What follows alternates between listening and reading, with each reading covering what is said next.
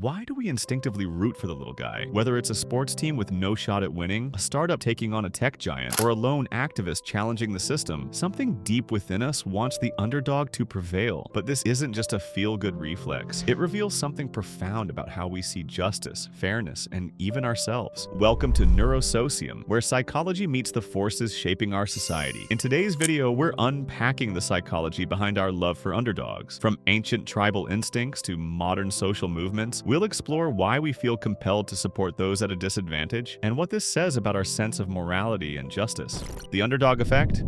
A universal bias? Across cultures and history, humans consistently favor those perceived to be at a disadvantage. Psychologists call this the underdog effect, the tendency to support individuals or groups who face significant odds. A 2007 study published in the journal Social Justice Research found that participants rooted for the team described as having fewer resources, even when both teams had identical odds of winning. This bias transcends sports. It appears in politics, business, and even interpersonal conflict. When two parties are in opposition, our sympathies tend to favor the one with fewer advantages, especially if we perceive them to be fighting with grit and integrity. What's striking is how quickly our sympathies shift when we perceive unfairness. Even in strangers, the preference seems to override logic. It's not about who's more likely to win, it's about who deserves to win. Even toddlers exhibit this tendency. In developmental studies, children as young as 3 will allocate more resources to characters who have been treated unfairly, suggesting this inclination may be hardwired from early in life. The just world hypothesis, why fairness matters. At the core of this bias lies a powerful cognitive framework, the just world hypothesis. This is the belief that the world is fundamentally fair, that people get what they deserve and deserve what they get. But when this illusion is broken, when someone disadvantaged appears to suffer unjustly,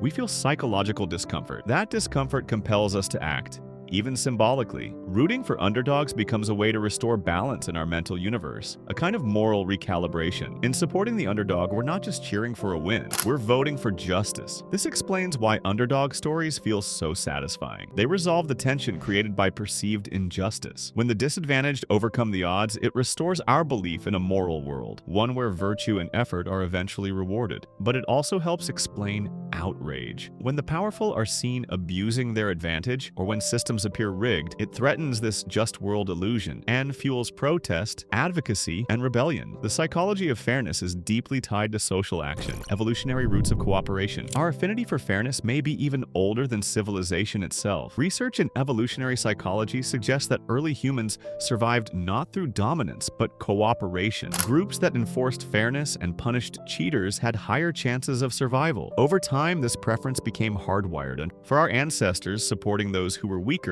but honest and loyal may have been a survival strategy. Favoring fairness helped ensure long-term group cohesion, while unchecked exploitation could lead to internal collapse. Even primates display underdog-like behaviors. In one study, chimpanzees were seen consoling the losers of social conflicts, a form of empathetic fairness that hints at shared roots with our own morality. Capuchin monkeys have also demonstrated outrage when receiving unequal rewards for the same task. This reaction to unfairness suggests that the foundations of our moral sense go back millions of years, long before human language or law. So, when we cheer for someone struggling uphill, we're channeling instincts millions of years in the making, moral intuition and emotional reasoning. But it's not just logic, it's feeling. Our reactions to underdogs are driven largely by moral intuition, fast, automatic gut feelings shaped by cultural norms and personal experience. These intuitions form the foundation of many of our social judgments, often occurring before conscious reasoning takes place. Neuroscience research shows that witnessing unfairness activates regions like the anterior insula and amygdala, areas tied to emotion and empathy. These brain structures light up not just when we are treated unfairly, but when we observe others experiencing injustice. These moral impulses often kick in before we've had time to reason through the situation. It's why we cry during a comeback story or rage at injustice. The brain responds first with feeling and then tries to make sense of it. Jonathan Haidt, in his social intuitionist model of morality, suggests that our moral judgments stem from emotion, with rational arguments constructed post hoc to justify our gut response. This means our support for underdogs is often rooted in immediate emotional resonance, not detached analysis. Underdogs as reflections of ourselves. Part of why we love underdogs is because deep down we see ourselves in them. Everyone has felt powerless at some point, even overlooked, underestimated, outmatched. When we watch an underdog rise, we're reminded that the system isn't always rigged. that effort, resilience, and heart still matter. Psychologically, this creates a sense of identification. We project our own challenges onto the underdog narrative. Their victory feels like our own redemption. It's deeply personal. Underdog stories also offer a counter-narrative to meritocracy myths.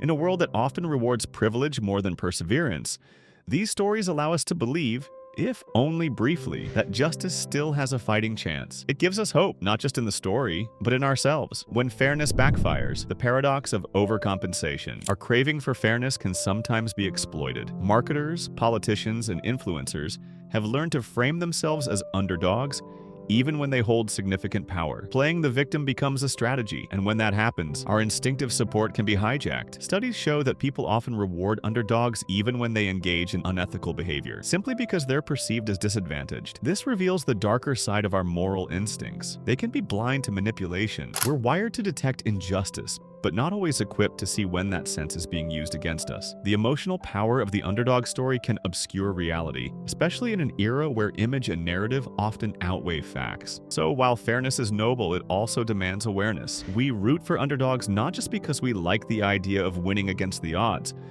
but because it aligns with something ancient and sacred in us, a belief in justice. But that belief is fragile. It requires both emotion and reflection. Thanks for watching.